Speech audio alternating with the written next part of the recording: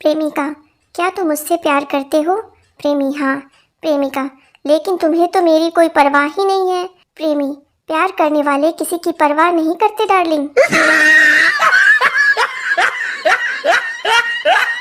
एक महिला के पास फोन आया, आपका बेटा हमारे पास है, 25,000 लेकर आओ।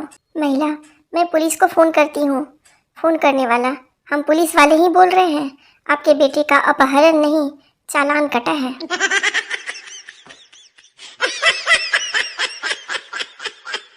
पत्नी पति से, शर्म नहीं आती? दूसरी औरत को घूर घूर कर देख रहे हो, अब तुम शादीशुदा हो। पति, ऐसा कहाँ लिखा है कि उपवास हो तो खाने का मेन्यू भी नहीं देख सकते?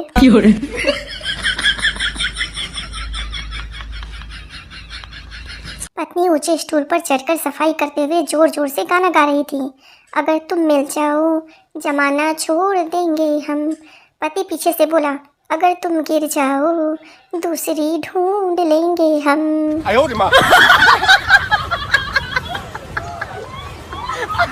कभी कभी दिल करता है फेसबुक छोड़ दे, व्हाट्सएप भी त्याग दे, फिर आत्मा से आवाज आती है, पागल हो गया है क्या? इस उम्र में कहाँ धक्के खाएगा?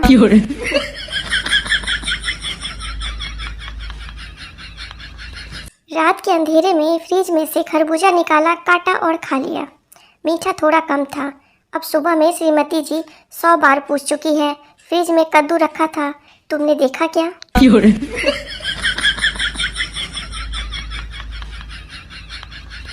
बारिश और पत्नी शुरुआत में ही अच्छी लगती है, बाद में किच किच किच किच किच किच।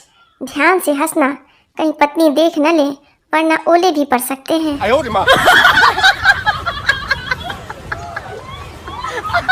लड़की, मैं शादी के बाद तुम्हारे सब दुख बांट लूंगी। लड़का, पर मैं दुखी कहाँ हूँ? लड़की, मैं शादी के बाद की बात कर रही हूँ।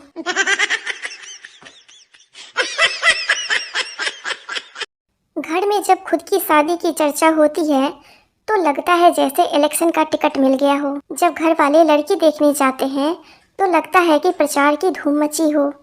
रिश्ता पक्का होने पर लगता है कि जैसे एमएलए बन गए हो, और शादी के वो 2-4 दिन लगता है जैसे हम मुख्यमंत्री बन गए हो, और शादी के 1 साल बाद लगता है कि जैसे कोई घोटाला करके फंस गए हो। अकेले अकेले मत हंसो, दूसरों को भी हंसाओ दोस्तों।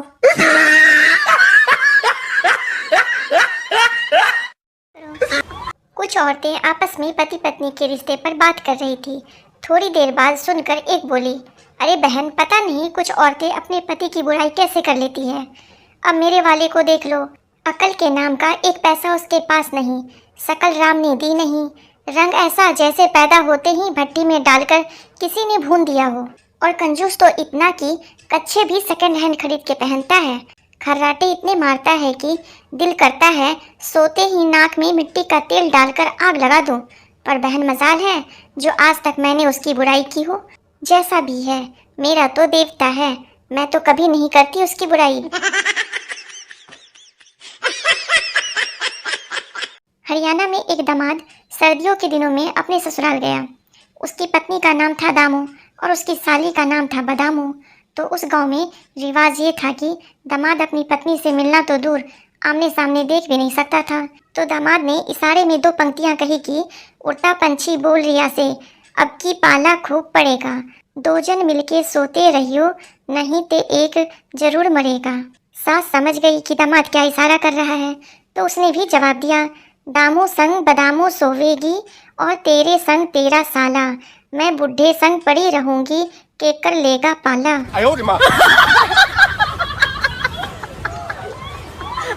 एक साहब सुबह सुबह ऑफिस जाने के लिए बस में चढ़े तो कंडक्टर ने मुस्कुराते हुए पूछा, कल रात ठीक ठाक घर पहुंच गए थे सर? साहब, क्यों, कल रात को मुझे क्या हुआ था? कंडक्टर, टुन्न थे आप? साहब गुस्से से, ये तुम कैसे कह सकते हो, मैंने तो तुमसे बात तक नहीं की थी। कंडक्टर, ऐसा है सर जी, कल जब आप बस में बैठे हुए थे तो एक मैडम बस में चढ़ी थी और आपने उठकर उन्हें सीट ऑफर की थी। साहब, तो लेडीज को सीट ऑफर करना गुनाह है क्या? कंडक्टर, गुनाह तो नहीं है सर, पर उस समय बस में केवल आप 2 ही पैसेंजर थे। एक बार एक पैजामा पहने हुए इंडियन से एक अंग्रेज ने पूछा, आपका यह देसी पैंट कितने दिन तक चल जाता है? इंडियन ने जवाब दिया, कुछ खास नहीं, मैं इसे 1 साल पहनता हूँ। इसके बाद श्रीमती जी इसको काटकर राजू के साइज का बना देती है। फिर राजू इसे 1 साल पहनता है। उसके बाद श्रीमती जी इसको काट छाँट कर तकियों के कवर बना देती है। फिर 1 साल बाद उन कवर का झाड़ू पोछे में इस्तेमाल करते हैं। अंग्रेज बोला, फिर फेंक देते होगे। इंडियन ने फिर कहा, नहीं नहीं, इसके बाद 6 महीने तक मैं इससे अपने जूते साफ करता हूँ और अगले 6 महीने तक बाइक का साइलेंसर चमकाता हूँ। बाद में उसे हाथ से बनाई जाने वाली गेंद में काम लेते हैं और अंत में कोयले की सिगड़ी यानी चूल्हा सुलगाने के काम में लेते हैं और चूल्हे की राख बर्तन मांजने के काम में लेते हैं। इतना सुनने के बाद अंग्रेज बेहोश होकर गिर गया और उसे होश आने पर एहसास हुआ कि आखिर अंग्रेज भारत छोड़कर जाने पर क्यों मजबूर हुए।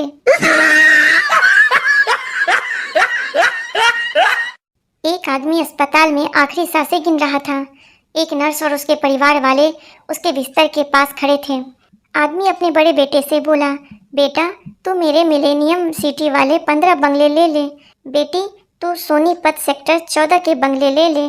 छोटे बेटे से बोला, तू सबसे छोटा है और मुझे सबसे ज़्यादा प्यारा भी है, इसलिए तुझे मैं ग्रीन पार्क की 20 दुकानें देता हूँ। आखिर में आदमी अपनी पत्नी से बोला, मेरे बाद तुम्हें पैसों के लिए किसी का मुंह ना ताकना पड़े, इसलिए DLF वाले 12 फ्लैट तुम अपने पास रख लो। पास में खड़ी नर्स यह सब सुनकर आदमी की पत्नी से बोली, आप बहुत भाग्यशाली हैं कि आपको इतने अमीर पति मिले जो इतनी सारी जायदाद देकर जा रहे हैं। आदमी की पत्नी, कौन अमीर, कैसी जायदाद? अरे ये पेपर वाला है, हम सबको सुबह सुबह पेपर डालने की जिम्मेदारियां बांट रहे हैं। नर्स आज तक कोमा में है। एक औरत अपनी कुछ परेशानियों को लेकर एक बाबा के डेरे में पहुंची। बाबा ने सारी परेशानियों को बड़े गौर से सुना, फिर बोले, बेटी इसका हल निकल जाएगा, सब ठीक हो जाएगा, लेकिन इसके लिए कुछ खर्च आएगा। औरत ने पूछा, कितना खर्च आएगा? बाबा, तुमसे मैं ज़्यादा तो नहीं ले सकता, लेकिन पुराणों के अनुसार हमारे कुल 33 करोड़ देवी देवता हैं, बस सबके नाम के एक एक पैसा दान कर देना। औरत ने मन ही मन कैलकुलेट किया तो बाबा के हिसाब से कुल खर्च 33 लाख रुपये आता था।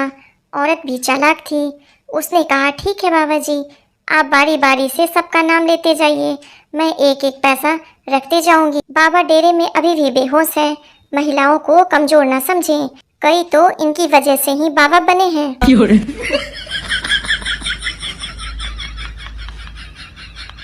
एक औरत अपने आशिक के साथ घूम रही थी, इतने में उसका पति आ गया और उसके आशिक को पीटने लगा।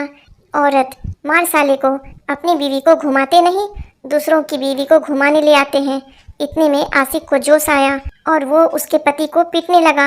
औरत, मार साले को, ना खुद घुमाने ले जाता है और ना किसी को घुमाने देता है। महिला ने शिव जी को प्रसन्न किया। शिव जी, मैं प्रसन्न हूँ, एक वरदान मांगो। महिला, मुझे 3 चाहिए।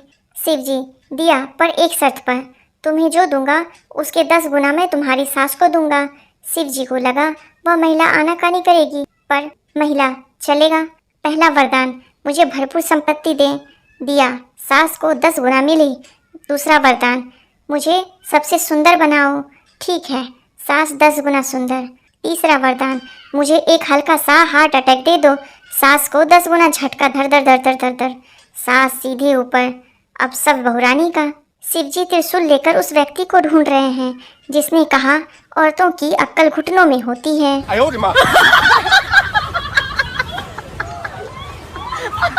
राम कथा चल रही थी, अचानक माइक पर अनाउंसमेंट हुआ, भाई पवन अरोड़ा जी जहाँ कहीं भी हों तुरंत घर पहुँचे। वंदना भाभी उनका घर पर इंतजार कर रही है। राम कथा सुन रहे भाई पवन अरोड़ा तत्काल उठकर खड़े हुए और उठकर घर जाने लगे। तभी महिलाओं में बैठी वंदना भाभी चिल्लाई, अरे बैठो बैठो, राम कथा सुनो। मैंने तो खाली चेक करने के लिए अनाउंसमेंट करवाया था कि राम कथा ही सुनने गए हो या कहीं और। बहू रोई जा रही थी। सास ने पुचकारते हुए पूछा, क्यों बेटी, क्यों रो रही हो?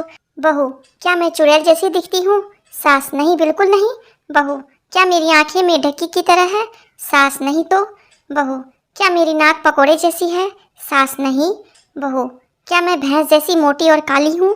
सास नहीं बेटी, बिल्कुल नहीं। बहू, फिर सारे मोहल्ले के लोग क्यों कहते फिरते हैं कि तू तो अपनी सास जैसी दिखती है?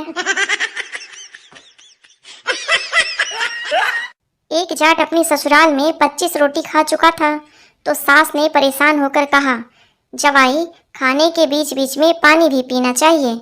जवाई, बीच में तो पीता हूँ। सास, मन्ने तो देखा ना पीते। जवाई बोलिया, बस देखती जा, अभी बीच तो आने दे पहले।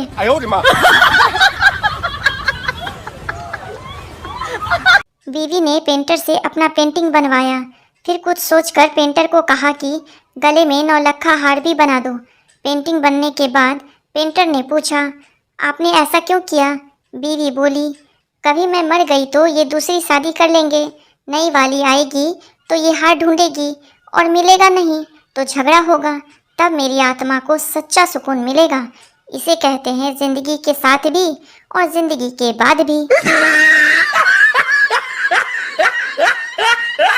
रोज रोज पत्नी की झिकझिक से परेशान चंदू अपना सामान बांधते हुए पत्नी से बोला, अब तो मैं तेरे साथ एक पल भी नहीं रहूँगा। घर छोड़कर चंदू रेलवे स्टेशन गया। वह ट्रेन में चढ़ने लगा, तभी आकाशवाणी हुई, इसमें मत चढ़, ये पटरी से उतर जाएगी। चंदू एयरपोर्ट गया। वह प्लेन में चढ़ने लगा कि आवाज़ आई, इसमें मत चढ़, यह क्रैश हो जाएगा। चंदू ने बस में जाने का सोचा। बस में चढ़ने से पहले फिर आवाज़ आई, इसमें मत चढ़, यह खाई में गिर जाएगी। चंदू गुस्से से बोला, कौन है यार? आवाज़ आई, मैं भगवान हूँ। चंदू रोते हुए बोला, प्रभु, जब मैं घोड़ी चढ़ रहा था तब आपका गला बैठ गया था क्या?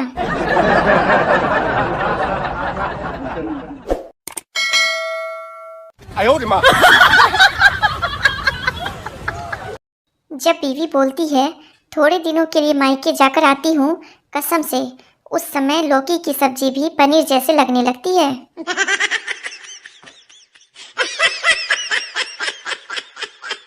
ये जो घर वाले सुबह उठाने के लिए पंखा बंद कर देते हैं ना, शास्त्रों में इसे ही छल कपट कहा जाता है। तकलीफ तब नहीं होती जनाब जब बिस्कुट चाय में टूटकर डूब जाता है। तकलीफ तब होती है जब रेस्क्यू में गया दूसरा बिस्कुट भी चाय में डूब जाए।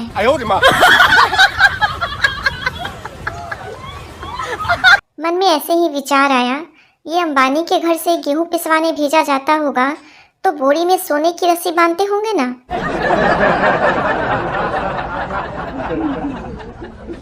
ना बेटा निहाल करेगा, ना बेटी निहाल करेगी। बीवी से बना के रखे, बुढ़ापे में वही देखभाल करेगी। मेरी पत्नी मेरा अभिमान। पत्नी ने ही लिखवाया है जबरदस्ती का ये ज्ञान। एक सेल्समैन गर्ल्स हॉस्टल में चॉकलेट बेचने गया, एक भी नहीं बिकी। फिर बाद में एक लड़की ने उसे सलाह दी, बॉयज हॉस्टल में जाकर बेच, हम लड़कियां खरीद के नहीं खाती हैं।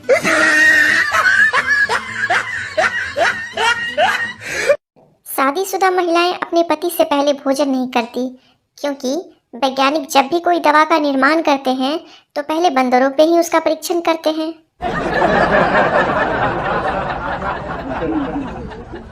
एक आदमी की पत्नी का देहांत हो गया। जब उसे अर्थी पर रखकर शमशान घाट ले जा रहा था तो पूरे रास्ते बेचारा पति जोर जोर से रो रहा था, मुझे अकेला छोड़कर क्यों चली गई तुम? अब मेरा कौन है इस दुनिया में? पास खड़ी लड़की ने सहेली से कहा, ये कितना सच्चा प्रेम करने वाला आदमी है, काश इसका एड्रेस मेरे पास होता तो मैं इससे शादी कर लेती। रोते हुए पति ने उस लड़की की बात सुन ली। वह और भी ज्यादा ऊंची आवाज में रोते हुए बोला, अजय गुप्ता को गली नंबर 3 मकान नंबर 10 में अकेले छोड़कर कहाँ चली गई तुम? पति, मेरी माँ के साथ बिल्कुल ऐसे ही रहना जैसे तुम अपनी माँ के साथ रहती हो। पत्नी, अगले दिन सुबह, मम्मी मेरे लिए 1 कप चाय बना दो और नाश्ते में आलू का पराठा बनाना, बन जाए तो मुझे उठा देना।